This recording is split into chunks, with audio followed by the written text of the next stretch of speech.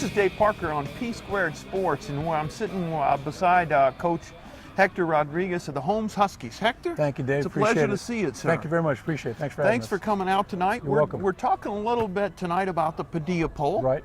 And you've been very familiar with the Padilla. Sure. You might even be related to him. Yeah, we won't mention that. I'm so sorry about that. Exactly. But, you know, just a quick question or two on the Padilla Pole. Right. What's it meant to San Antonio High School football? Well, I think it's really brought high school football and kept it in the limelight. And of course, that's really not hard to do, but I think it really accentuates high school football, and anything that accentuates our program and gives recognition to our kids, we're all for. How about to the state and to the region? Right. No, there's no question. I think it is statewide. I talked to coaches across the city, across the region, of course, and across the state, and they know about the Padilla Pole, and they recognize it. And I think they use it as a tool, as an instrument, and that's important because they want to stay up to date with everything that's happening across the state. Yeah, and kind of keeping them kids motivated to try to move up in that pole. No question. I think, you know, our kids want to do the best job they can, and they look for that each week, actually. And they want to know how we did and that type of deal. Of course, that's taken care of by winning. So we tell our guys, just go out and win, and that Padilla Pole will take care of itself on that. Yeah. Well, let's talk a little bit about Holmes High School. Sure. Holmes traditionally has had some really fantastic athletes come through. Right. The Cash brothers I'm thinking of, and many other great kids. Sure. I actually was there with Frank Arnold, believe it or not, when I was in the middle school. Right. Pat Neff, Right. when Pat he was Neff, there. Middle School, one of our feeders. Yeah. So talk to me about the fact that Holmes has kind of progressed into an inner city school. Right, right. We have come that way. It's been because of the growth of our district, and of course that's inevitable. That's going to happen in any city that's growing in that type of deal. But we recognize where we are and who we are. Our kids, all they think is about getting better each day and doing those types of things. So we don't really even bring that up with our guys, but we're aware of it, of course, as coaches. But you know, like I say, we're just out there a day at a time, getting better and working those kids and taking care of our business. Now, talk to me a little bit about realistic expectations. Sure. You know, you were in a tough district, 9 schools. Right. You play 8 of the finest programs in the state of Texas. Right, and some non-district games are not some bad either too. With Brennan and of course Lee, is coming here.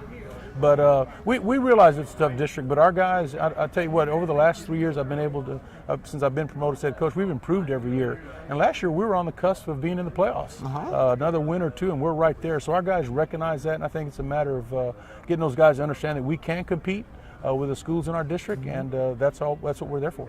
Spending a lot of time in the weight room. No question. We do spend a lot of time, Dave, in the weight room, but I'll be honest with you, for our guys at Holmes, we're only going to be so big, so strong, so fast. We have to know what to do and when to do it. So we do spend a lot of time, of course, during our athletic period, understanding assignments and knowing where we need to be and when we need to be there. That's important for our guys. Now you talked a little bit about, being a comparatively new head football coach. Right. What have you learned in this role? Right. Well, over the years, of course, as a coordinator and just being an assistant coach, you learn. And when you get to be a head coach, and those decisions are a little bit different when you're sitting on the other side of the desk. But I've been very fortunate. I've hired some good coordinators and good coaches on our staff, and I've learned, first of all, that's where it starts. It starts with your staff, and it starts with your support groups, of course, your principal, your administrators, and so on and so forth. And we've got all that set up at Holmes, and very proud of what we represent there. Now, you kind of manage your coaches. Right. And you're the boss of the coaches, so to speak. Correct.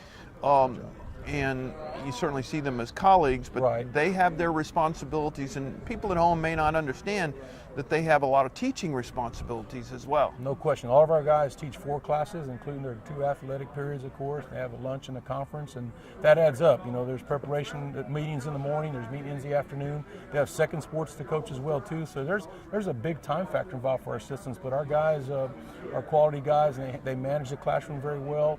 They handle their external opportunities. You know, we have to be involved in testing, too, with the new STAR testing and stuff like that. So our guys are up for that and up for the challenge, and we prepare ourselves daily for those types of chores. Now, Stan Lang was just on with us, and he talked a little bit about the measurement. How do what do you expect out of your football players in the classroom? Well, we expect them to make passing grades, no question.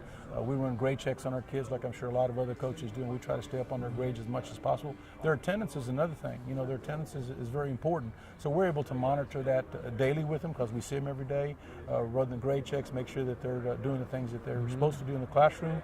And of course, those emails are just a second away. The teacher can email us and we'll know exactly what's going on with them. So. Now, maybe a coach that's at one of the more affluent schools in town has a kid that doesn't have as many responsibilities as your kids do. Can talk to that a little bit. Well, we manage each of our kids. Of course, we treat them as much as we can the same, but we have to individualize their situation. We have kids that work, obviously, after practice. Sometimes they have to babysit. There's all kinds of factors that come in. And we realize that. That's part of the terrain we're in. So what we do, we work with each individual kid. The biggest job we have, too, is communicate with the parent, make sure they know what the commitment is still and the communication is there. Then that helps us a lot in terms of getting to those mamas and those daddies, help understand the commitment. When we need to have them there as much as we can. But that's important. Yeah, I think that talking with Coach Denny Peel, who used to be at Fox Tech, I mean, he relayed the fact that many of his kids are working and doing other things, and they have responsibilities at home that maybe other kids don't have. And we understand that. I mean, those are things, and in talking to the parents, we understand that they have to do that, and we verify that with them, of course. They'll tell you anything they want to, but I got to go to work, Coach. Exactly, got to go to work. Well, send me, give my number to your boss, have him call me type deal. Yeah. But no, we do stay on top of them. We try to keep them on a short leash, make sure they're doing the right things. Okay, so we talk a little bit about maybe an undersized kid or maybe not as fast a kid. Right. Well, and talk to me a little bit about what kind of offense you try to run and defense you try to run to match the kids that you coach. No question. Well, we have to do it with smoke and mirrors sometimes. So we can't line up like the old days, like what I'm talking about, we just line up and run over people. Our coordinator, Tim Williams, does a great job of putting us in position where we can get some guys out in space, because we do have some quick kids. So we have to work angles and leverage like everybody else, but he does a really good job of putting our guys in position to make plays. And then defensively, the same thing. We've got to have guys in position. If we get them there, then it's a matter of execution, making a tackle. We were talking a little bit about before this interview about how the game has changed. Oh, yeah. In 1935, sling and slammy ball threw 210 passes in an NFL season. That's almost one game nowadays. Drew Bledsoe, threw almost 700 in 1994. And high school, coaching the secondary and doing some things and adjusting to. How's that changed the way you do things? Everything's multiple now. You have to practice against that every day. It used to be back in the days you had 2 back sets, maybe a 3 back set, and now you're seeing empty. You're seeing 1 back, of course, quite a bit. And offenses are so multiple that you have to be in something that you know what you're doing. Because if you put a kid in a situation where he's got to think too much with everything that's going on, you're going to get beat that way. So we really try to keep it simple on defense. Run a couple of stunts to keep offenses off balance a little bit, but you're right. The days of that 2 and 3 back and running right over are gone. You better be able to play in space. You better be able to play in space. Yeah, and I imagine it's so much of a reading game now, and recognizing the formations. Right. Film study is, of course, important, and how we present our game plans to our players is important. Nowadays, of course, we do it pretty much all on video too. The old days of the old book is pretty much gone. You better show them, the deal on the video so that they can see what's going on. They actually see their opponent a little bit better that way. So I remember the days of going over to Shannon Lee and picking up that 16 millimeter film. Right, and having to splice it or do whatever you had to do. Right, exactly. Well, if you had some advice to a young coach, and you're a younger coach, what would you say today about getting into coaching and what's important? Get in it for a passion. Get in there because you really love coaching. The fact of the matter is, you get in there because you really love kids and you want to help them. That's the biggest thing.